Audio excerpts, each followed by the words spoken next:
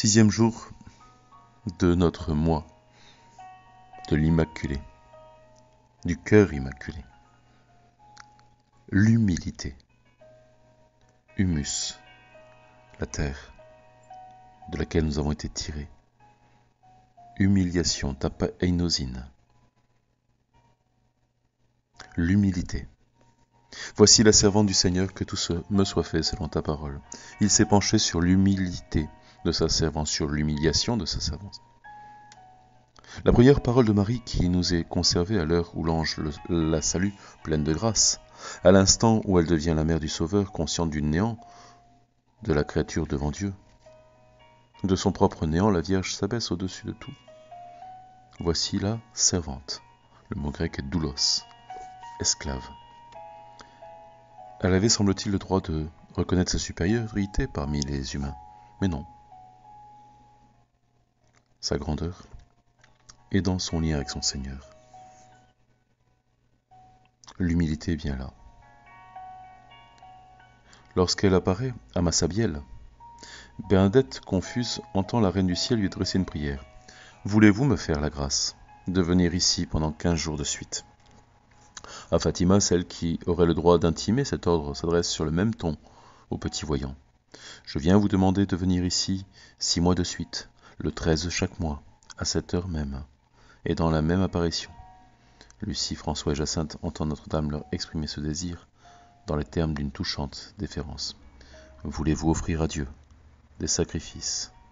Voulez-vous souffrir?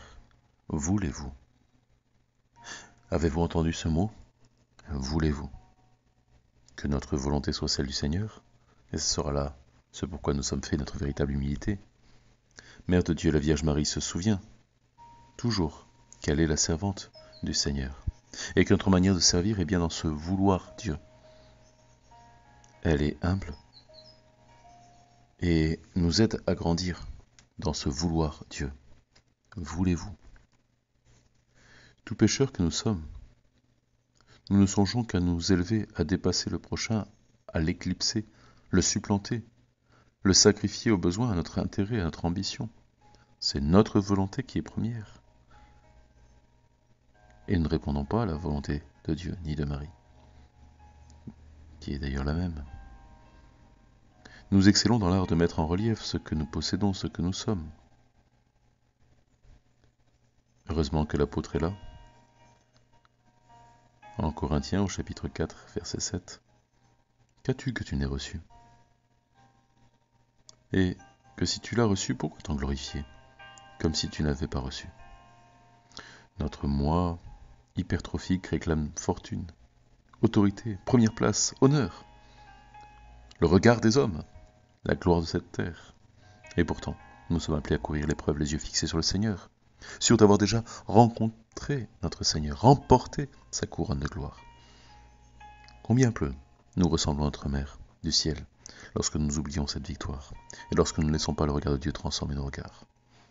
Apprenons de son cœur parfaitement humble que l'humilité, c'est la vérité. Nous devons tout à Dieu, auteur et dispensateur de la vie. De plus, la comparaison loyale de ce que nous sommes avec ce que nous devrions être, du bien que nous pourrions faire et que nous n'accomplissons pas, achève de renverser notre prétention sans fondement.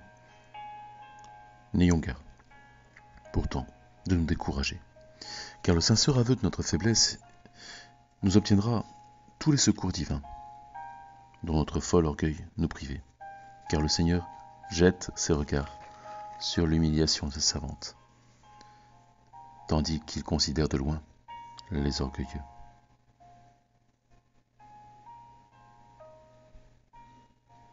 Au psaume 137.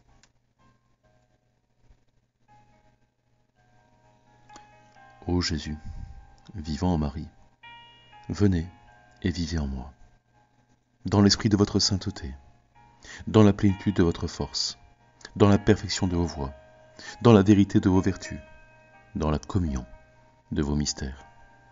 Dominez sur toute puissance ennemie par votre esprit à la gloire de votre Père. Amen. Mère de miséricorde, priez pour moi en ce premier samedi du mois, en ce samedi de réparation. Paix et bonheur.